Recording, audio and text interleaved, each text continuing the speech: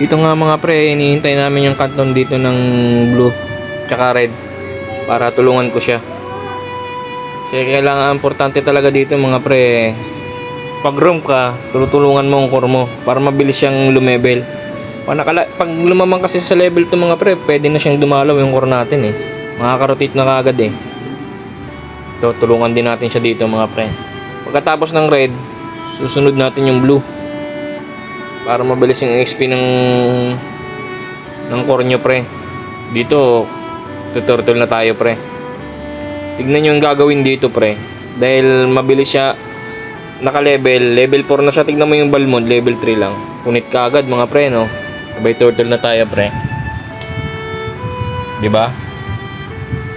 Pag mas mapaskill ka pre sa mga pre sa farm, mas mabilis ang level mo, mas aangat ka sa mga kalaban mo. Kasi ma-unlock mo yung mga skill eh pag early pa lang eh.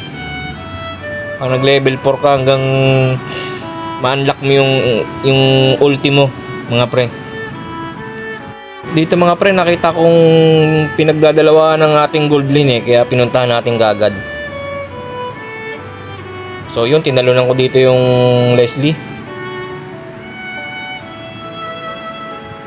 Pero nakatakbo yung MM mga pre. Si Ruby na lang ang nabigyan. O pa pala nakalasit nun. So dito, ito na yung pangalawang turtle natin mga pre. Dito tignan mo yung lamang talaga ng core namin pre, oh. Tignan mo, patay ka agad yung Balmond mga pre, no? Dahil ano siya pre, sinamahan ko sa early pa lang eh, level 1 pa lang sa farm eh. Eh yung core ng kabila eh solo lang din naman ako dito pre mga pre. Kaso nga lang, alam ko ang gagawin. Pag room, kailangan mo talaga samahan yung core mo pag level 1 pa lang para tumaas ka, para bumilis ang level mga pre.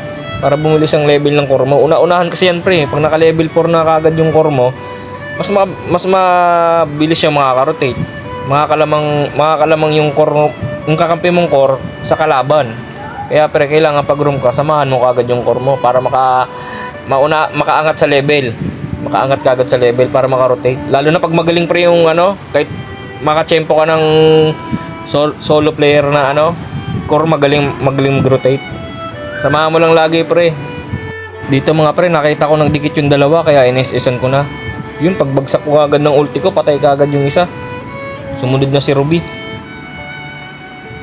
Karamihan kasi mga pre, ang ginagawa nila pre, pag level 1 pa lang, dumadiretso na kagad sila sa MM. Hindi nila tinutulungan yung core nila mag-farm sa XP. Kaya yung core nagagap pre, nagagap.